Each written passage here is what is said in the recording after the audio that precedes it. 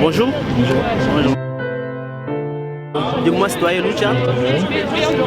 On est très content de participer à cette mobilisation, c'est l'appel du docteur, parce qu'il est important quand même que ces rapports soient mis en œuvre à travers les recommandations et que tous les responsables qui ont été cités soient jugés conformément à la justice, parce que nous demandons qu'il y ait la création de ce tribunal international pour le Congo, pour que les réponses judiciaires soient apportées non seulement pour les victimes mais aussi pour la génération future, et qu'il y ait un mécanisme de réparation et de compensation à des personnes qui ont été affectées par cette guerre et par ces atrocités. C'est pourquoi il est essentiel qu'aujourd'hui la communauté internationale puisse écouter ces messages du peuple congolais portés par les docteurs pour que nous mettions fin à ce cycle de violence qui a caractérisé la région depuis les années 90. Et nous, en tant que jeunes, nous allons continuer à nous mobiliser, espérant un jour que nous aurons raison et que notre voix sera entendue.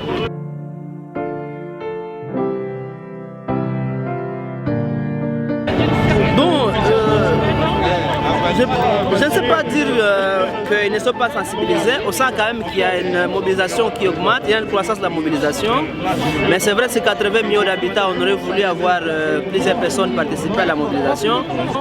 Les gens n'ont pas conscience de ce qui s'est passé au pays parce que peut-être ils ont vu ça de loin. Le rapport mapping, c'est un rapport qui documente les atrocités qui s'étaient passées en RDC entre 1993 et 2003. Donc pendant 10 ans, les chercheurs ont enquêté sur les massacres, sur les crimes et les violations de droits de l'homme qui ont été commis dans cette région du Kivu. Et il a formulé des recommandations. Et parmi les recommandations, c'est aussi qu'il y ait des mécanismes correctionnels et une justice traditionnelle pour que les gens ne puissent pas laisser perdurer l'impunité et qu'à la longue on parvienne à réconcilier les gens à travers les mécanismes de justice et pour éviter aussi que cette violence se perpétue.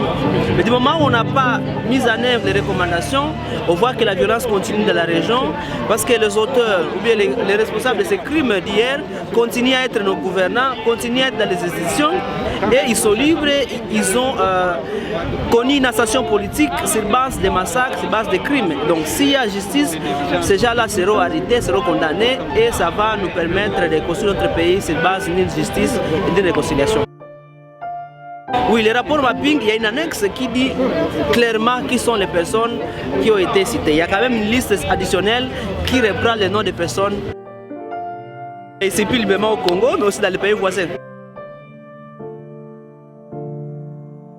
Bon, c'est pourquoi il faut qu'il y ait une justice, à mon avis, pour qu'on aille fouiner et récupérer tous ces annexes du rapport et que ces personnes citées soient confrontées à la justice.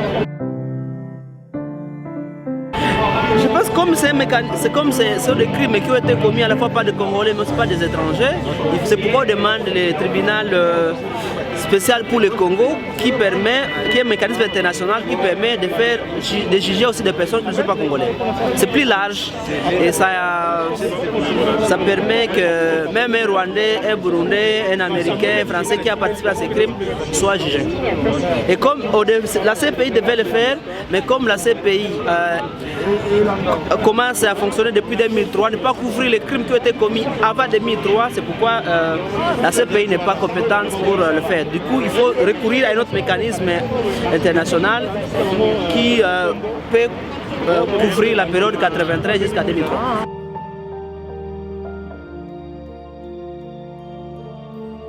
Il faut qu'il y ait des mobilisations, il faut qu'il y ait de l'engagement, il faut qu'il y ait un combat. C'est un combat. On ne va pas donner ça à cadeau. Non, ça ne sera pas un cadeau, sinon ça serait déjà fait. Il faut qu'il y ait un combat et c'est notre responsabilité en tant que peuple. C'est aussi la responsabilité des gouvernants congolais. Le président Félix doit s'impliquer sérieusement dans ce mécanisme de justice. Bon, je ne sais pas apprécier tout ce que je sens. Il ne fait pas bloquer aussi, il ne dit pas non, mais on ne sait pas, il ne dit pas oui non plus. Lui, il veut privilégier le mécanisme de réconciliation sans justice.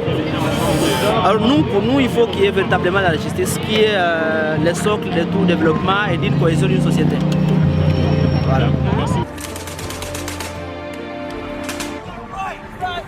target on the right, left side of the tires right down the